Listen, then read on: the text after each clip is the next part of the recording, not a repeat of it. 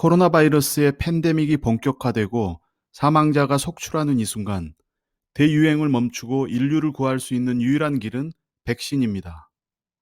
오늘은 백신의 대부라고 불리는 미국 펜실베니아 대학의 스탠리 플라킨 교수의 인터뷰를 단독 입수하여 전해드립니다.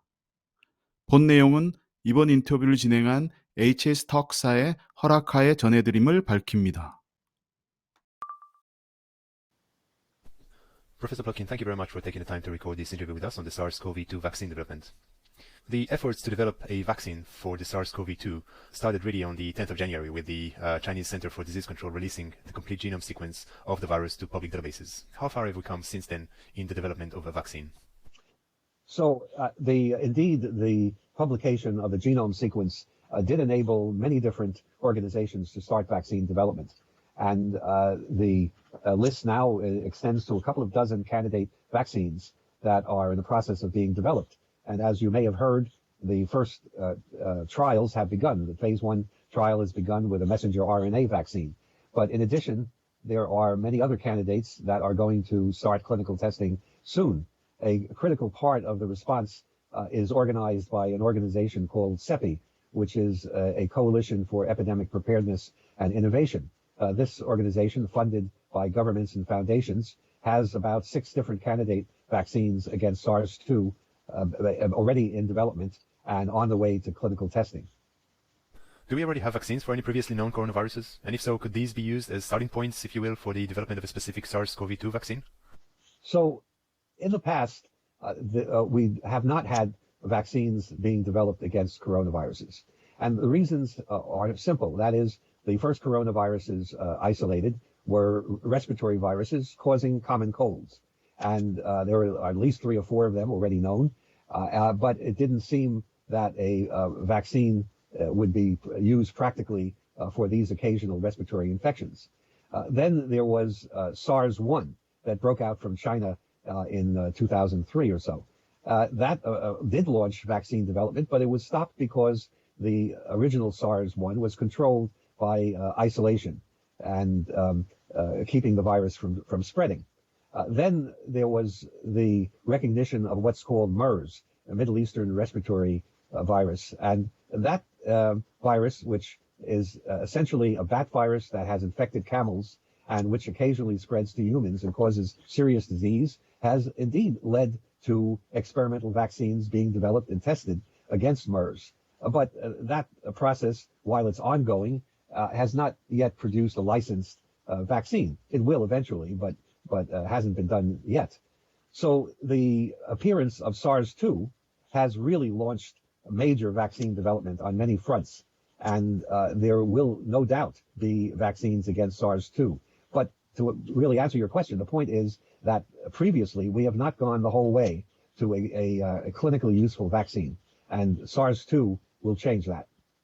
Are there any particular viral processes that are being explored or exploited in the development of these new vaccines? Well, so that really comes down to what do you choose to make a vaccine? And there are several possibilities. The most common choice, I would say, is the so-called spike protein, which is on the surface of the virus and which is the protein that attaches to cells. But the spike protein is, first of all, is composed of an S1 and an S2 protein. And within the spike protein, there's something called the receptor binding domain, which is the part of the spike protein that actually physically attaches to the cell. That is the cell of the person infected. So we have choices, in other words, of different proteins or parts of proteins to be used in a vaccine. And one of the fundamental questions will be which one of those proteins will be the best in terms of producing the most protective response without causing enhancement of the disease, which is a fear that we have with certain types of vaccines, whether inducing a certain kind of antibody might be enhancing rather than protective. There are several studies that suggest that this pandemic will calm down somewhat during the warmer months in the northern hemisphere, but predict a resurgence of the virus in the winter of 2021. Do you think this is accurate or likely to happen? So the basic answer is nobody really knows. Some people hope that the warmer months will prevent the virus from spreading or reduce the virus spread, but we really don't know. And there have been infections in Egypt, for example. So at this point, it's only a hope, and it may turn out to be right, or it may turn out to be wrong. So we have, in any case, we have to prepare for the virus returning in 2021 and have a vaccine ready for that eventuality. How likely do you think it is that a vaccine will be available by the winter of 2021? Well, of course, that is what we call in America the $64,000 question. And again, it's always one should always be careful in making predictions. However, I think in view of the major effort that's going on, in view of the steps being taken to shorten and bypass as many normal steps in vaccine development as possible to come to a licensed vaccine, I think it's reasonable to hope that at the beginning of 2021, we will have a licensed vaccine. Now, we need hundreds of millions of doses of the vaccine, or we may need in the worst case. And producing that quantity of vaccine is going to be a strain on the vaccine enterprise. But I think that it can be done. So I'm not pessimistic on that point. But to hope that a vaccine will be ready in a matter of weeks, the way it happens in the movies, is not possible. Professor Plotkin, thank you very much again for taking the time to record this interview with us. Thank you.